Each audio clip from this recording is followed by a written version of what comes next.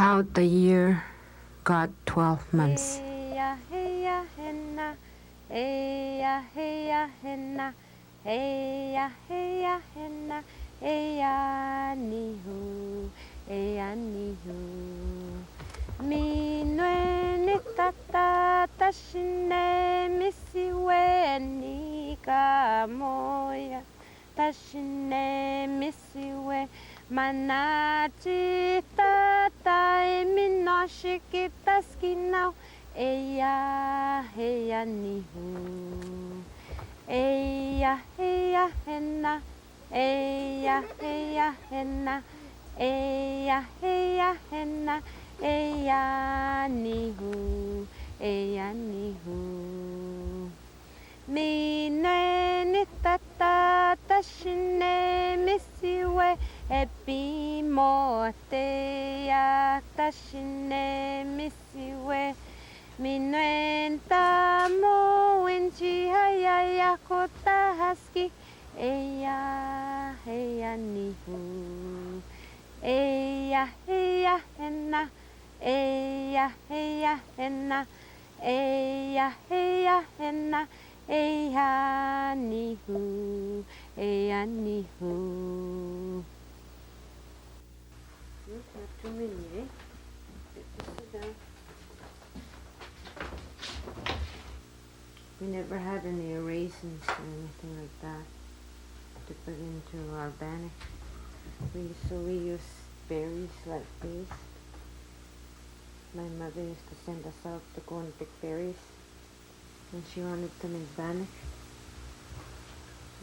Did you hear any guns out there while we were playing outside? Hey? Did you hear the hunters? Hey? No? I hope they bring something, eh? They can't wait too long for their food, so we used to just cook the, what they call fried bread, or fried pancake, whatever you want to call it. That's what we used to call it. In my days, we never had a stove like this. This is a modern stove. In my time, we had those camping stoves that my father made himself, and we used to go and have to get our own wood. This is a modern way of living like this. Nowadays we're just living in heaven compared to my days. I used to work hard when I was young. Now everything is easy. You just have to turn it on and it comes on. No hard work.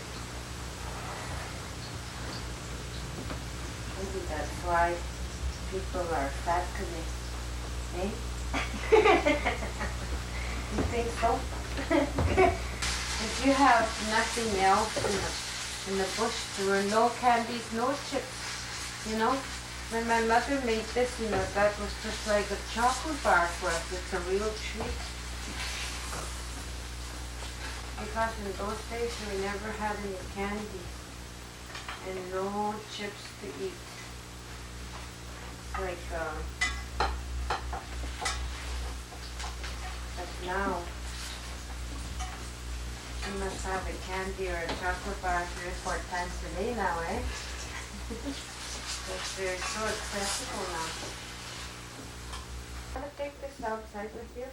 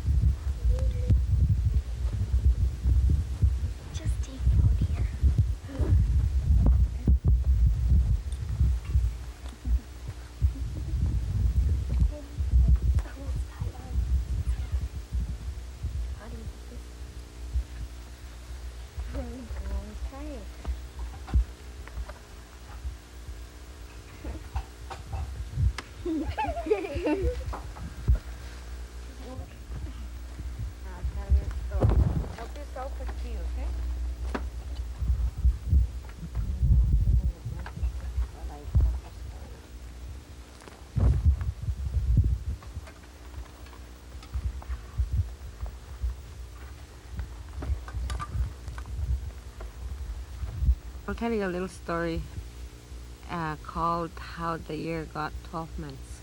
Okay? And it was after the Great Flood. Most of the animals got drowned during the flood. But there were at least 2 or 3 of each kind of the animals left. Of every kind of animals. And after that they decided to have a meeting. All the animals met, and they were saying that, oh, we'll have a meeting so we can decide how many months should we have in a year, you know. So they were sitting around like this, and the first animal that spoke up was caribou. And always I think that you should count all the hairs between my toes, and that should be the months that we have after you finish counting how many hairs I have between my toes. And all the animals laughed and said, oh, that'll be too many, and the winter would be so long. So the second animal that spoke up was the loon. He said, I think that you should count all the white spots I have on my back, and whatever the total you come to how many white spots I have, that should be the number of months we should have in a year. And the frog says, oh no, that'll be too many, because I'll never have a chance to warm up, you know, because the winter is so cold, and I'd be cold all the time because the winter would be too long. And all the animals started to laugh at the little frog, and one of the mean animals started to really slap her around and kick her around, and one of the animals kicked her so hard, and the poor frog fell on her back, and you know, her legs and hands up in the air like this, and the poor frog stayed there on her back. And one of the animals said, oh no, let's feel sorry for our little sister, because that's mean the way we're treating her. We don't show her any respect, but let's have respect for one another, he said. And all the rest of the animals look at each other and start thinking, oh yes, we should feel sorry for our little sister, and we should have more respect. So one of the animals said, oh, let's start counting how many fingers she has and how many toes she has. So they started counting, and you know what they came out with? They had 12 altogether.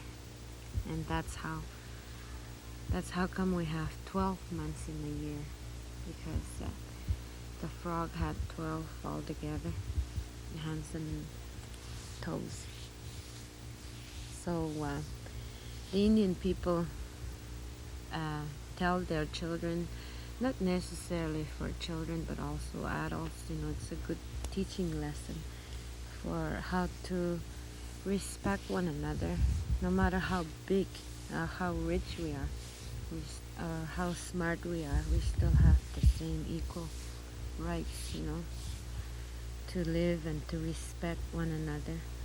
Because according to the Indian people, they say that our Creator has the same, you know, He treats us the same. We're all the same in the front of our Creator. This is how Indian people teach their children and young people, or any people. That's the end of the story. We'll sing in Cree, okay? Hey ya henna, hey ya henna, hey ya henna, hey ya ni hu, hey ya ni hu. Do you want to try that? Everybody. Eya heya henna, eya heya henna, eya heya henna,